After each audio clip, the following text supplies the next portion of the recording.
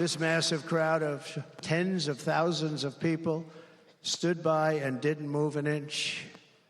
In fact, many of them bravely but automatically stood up looking for where the sniper would be. They knew immediately it was a sniper.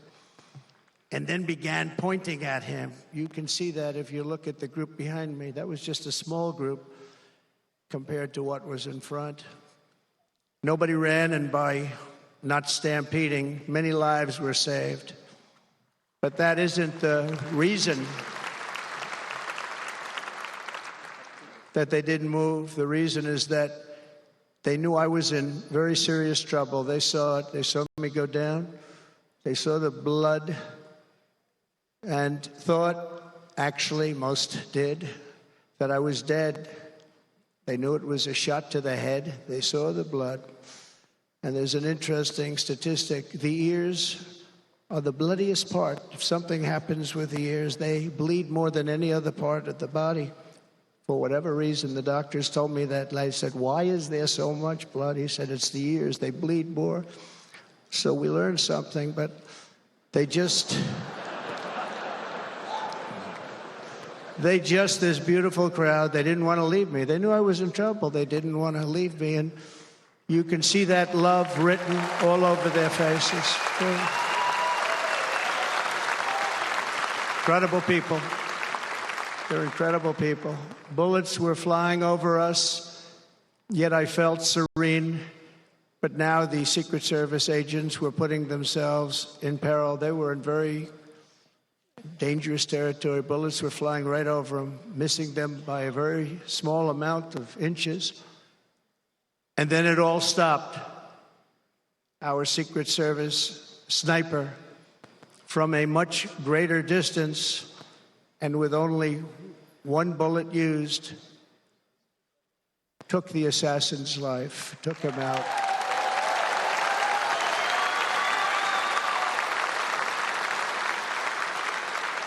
I'm not supposed to be here tonight. Not supposed to be here. Yeah.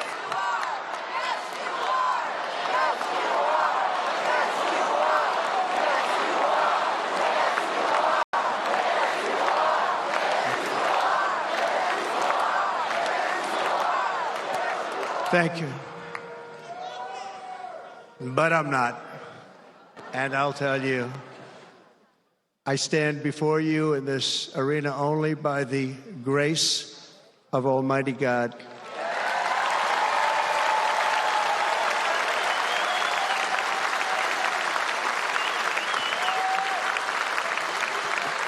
In watching the reports over the last few days, many people say it was a providential moment. Probably was. When I rose, surrounded by Secret Service, the crowd was confused because they thought I was dead, and there was great, great sorrow. I could see that on their faces as I looked out. They didn't know I was looking out. They thought it was over. But I could see it, and I wanted to do something to let them know I was okay. I raised my right arm, looked at the thousands and thousands of people that were breathlessly waiting, and started shouting, "Fight, fight, fight."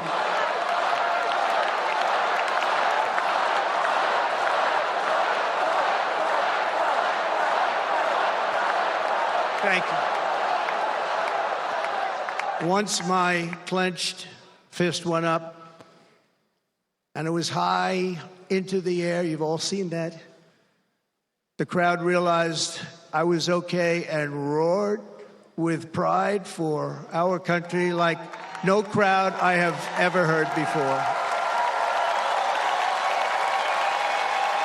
Never heard anything like it. For the rest of my life, I will be grateful for the love shown by that giant audience of patriots that stood bravely on that fateful evening in Pennsylvania.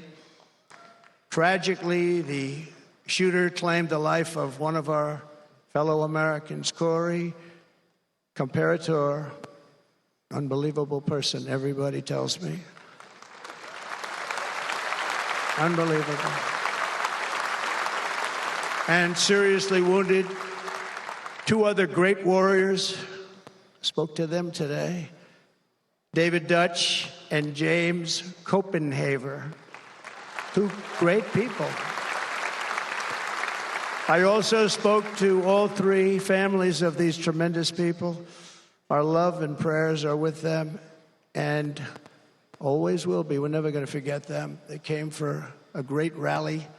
They were serious Trumpsters, I want to tell you. They were serious Trumpsters and still are.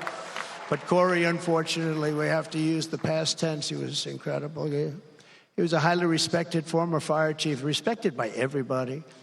Was accompanied by his wife, Helen, incredible woman. I spoke to her today, devastated, and two precious daughters.